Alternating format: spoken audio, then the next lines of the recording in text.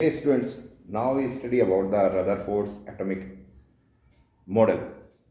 That means how an atomic model that was constructed, that was considered by the Rutherford. According to Rutherford's atomic model, every atom consists of a tiny central core called the atomic nucleus, in which the entire positive charge and almost entire mass of the atom are concentrated. Now, this is very evident from the Rutherford's alpha scattering experiment that most of the space in an atom is empty. So from there, he drew and gave this point that every atom consists of a tiny central core called atomic nucleus, in which the entire positive charge and almost entire mass of the atom are concentrated. Now, if we consider, say, for hydrogen atom, it has one neutron, one proton in its nucleus, and the electron, one electron. So the entire mass, the mass of the proton and the neutron, that means the proton and neutron, they are inside the nucleus. So the total positive charge and most of the mass, that is inside the nucleus. Second, the size of the nucleus is of the order of 10 raised to the minus 15 meter, which is very small as compared to the size of the atom, which is of the order of 10 raised to the minus 10 meter. That means the size of the atom, that is about 10 raised to minus 10 meter, whereas the size of the nucleus is of the order of 10 raised to minus 15 meter. So the size of the nucleus is very small as compared to the size of the atom. That's why it is taken as the central tiny core. Third, the atomic nucleus is surrounded by certain number of electrons. Electrons, they are around the nucleus in each atom. As atom as a whole is electrically neutral, the total negative charge of electrons surrounding the nucleus is equal to the total positive charge on the nucleus. And this means that the total number of electrons is equal to the total number of protons in an atom. So an atom is electrically neutral. Now, these electrons in an atom, they revolve around the nucleus in various circular orbits, as do the planets around the sun. And that's why sometimes Rutherford atomic model, that is also known as the planetary model of atom. The electrons, they revolve around the nucleus in various circular orbits, as do the planets around the sun. And the necessary centripetal force required by electron for revolution, that is provided by the electrostatic force of attraction between the electrons and the nucleus. Now consider the simple atom, that is the atom of hydrogen. The atomic number for hydrogen is 1. Now for hydrogen atom, we consider the nucleus a tiny central core which contains one neutron, say one proton, one positive charge and one neutron, and an electron that is surrounding, that is revolving around the nucleus. So the necessary centripetal force for this electron is provided by the force of attraction, that is the Coulombian force or the electrostatic force between the nucleus and the electron. So electrostatic force we know for any atom of atomic number Z, KZe, KQ1, Q2 So kZe into E by R square, that is the electrostatic force. Here for hydrogen we can take Z is equal to 1 and mv square by R, that is the centripetal force, mv square over R. So these two forces we can equate to find R or to find the value of V square of V. That is, this is electrostatic force and this is the centripetal force. The two forces, the centripetal force, the necessary centripetal force required by an electron to revolve around the nucleus is provided this. For hydrogen we can take Z is equal to 1, otherwise we can take Ze, the atomic number of any atom.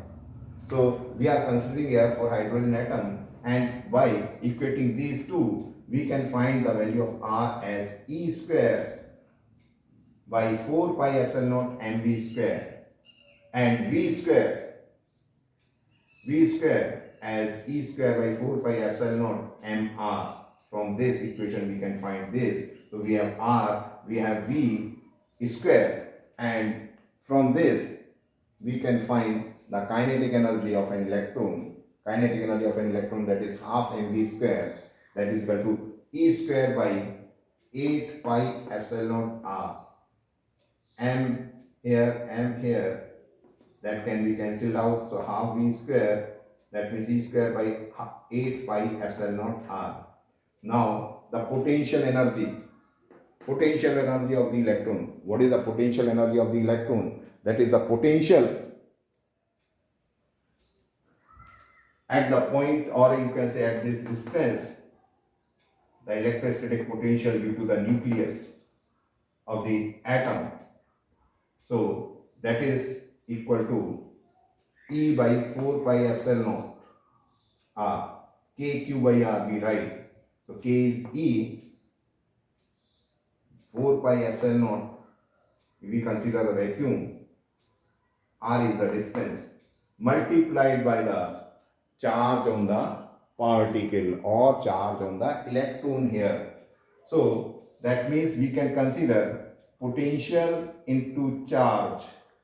Now potential is E by 4 pi epsilon naught R for hydrogen atom, otherwise it will be Ze. So that will be equal to minus E square, the potential energy, that is negative E square by 4 pi epsilon naught R. This will be the potential energy, and E square by 8 pi epsilon naught R, this is the kinetic energy. So the total energy can be calculated by summing up the kinetic energy and the potential energy, and if we sum it, now it's very clear. E square at the pi epsilon naught R. Here it is 8, it is 4. So if we multiply this by 1 by 2, that means if we make the half of this, it will be equal to this. So this is 1 and this is half. Right? 1 is negative and half is positive. So if we add them, we get the half, negative half. That means minus E square by 8 pi epsilon naught R. If we solve these two by adding them, we will get this minus E square by 8 pi epsilon naught R. This is the meaning, and which is negative. The total energy of the electron revolving around the nucleus is negative. And what it says, this question sometimes it is asked that why the total energy of an electron is negative. This shows electron is bound to the nucleus. Electron is bound to the nucleus. Now, this is about the Rutherford's atomic model, but Rutherford's atomic model was discarded. Why his model was discarded? That means the limitation or the failure of Rutherford's atomic model.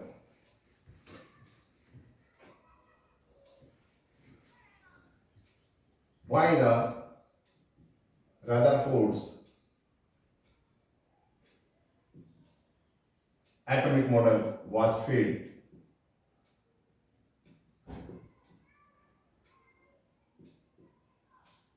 Now, the one important thing, the atomic model of Rutherford was failed, that is the stability of the atom, that was not explained very well by the Rutherford. Now, in Rutherford's atomic model, if we say this is the nucleus, neutron, protons are there, this is the electron, they are revolving in different orbits. Now, centripetal force is provided by this. Now, according to Maxwell's theory or electromagnetic theory, an electron or a charge, any charge which is accelerating, an accelerating charge,